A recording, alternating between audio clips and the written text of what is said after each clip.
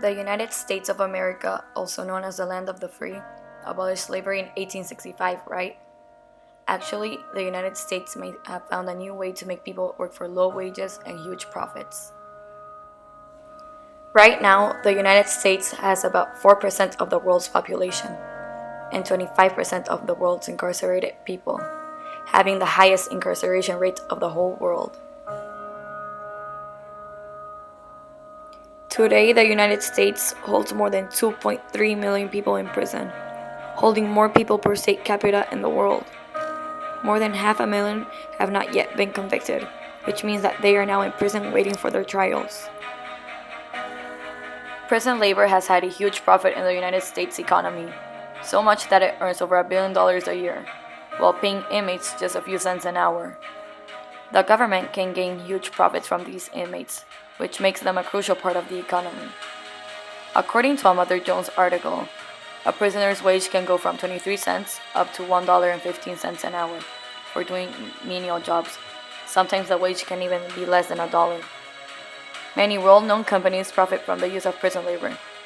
Some of them are Starbucks, Victoria's Secret, Whole Foods, Walmart, McDonald's, the oil company BP, AT&T, and many more. Prisoners have also been working alongside firefighters to stop California's deadly fires. While firefighters make at least $10 an hour, inmates are being paid less than $1. The country is literally using prisoners to fight fires and pay them less than $1. How is it actually that forced labor is being allowed in a country where slavery was abolished? The answer to that is the 13th Amendment. The amendment states that neither slavery nor involuntary servitude, except as a punishment for a crime, shall exist within the United States. The amendment basically says that slavery is allowed if it's to pay for a crime, which is defending all the forced slavery happening in the United States right now. The Trafficking in Persons Report ranks governments all around the world based on their perceived efforts to acknowledge and combat human trafficking. It ranks governments on a scale of 1 to 3, 1 being the lowest and 3 being the highest. According to this report, the United States has a tier ranking of 1. Prisoners and supporters have started to take action thanks to the national prison strike.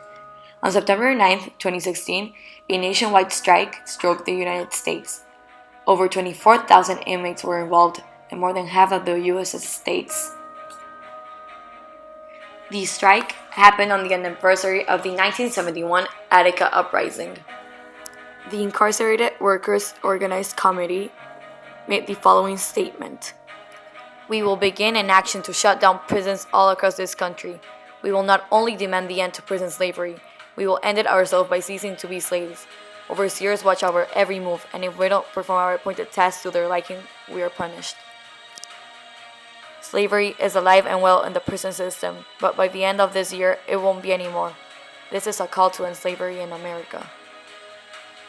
Around March 2016, Obama signed the Trade Facilitation and Enforcement Act, which allowed the U.S. Customs to prohibit, stop, and enforce a ban on products coming into the U.S.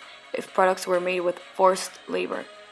But this was not successful because the United States still continued to partner with these companies. Dino Navarrete was convicted for kidnapping. The short, stocky man with tattoos rippling with his muscle forearms earns 45 cents an hour making blue work shirts in a medium security prison near Monterrey, California.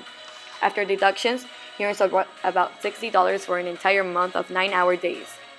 They put you on a machine and expect you to put up for them, says Navarrete. Nobody wants to do that. These jobs are jokes to most inmates here. California long ago stopped claiming that prison labor rehabilitates inmates. Wardens just want to keep them occupied if prisoners refuse to work. They are moved to disciplinary houses and lose canteen privileges. Many NGOs such as UNICOR, Critical Resistance, and the Prison Policy Initiative have been trying to combat prison slavery throughout the years. But how can we, help the United States prisoners.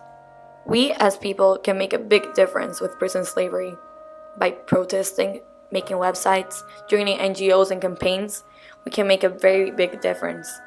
By informing the world about this modern day slavery problem, we can really change the way things are happening.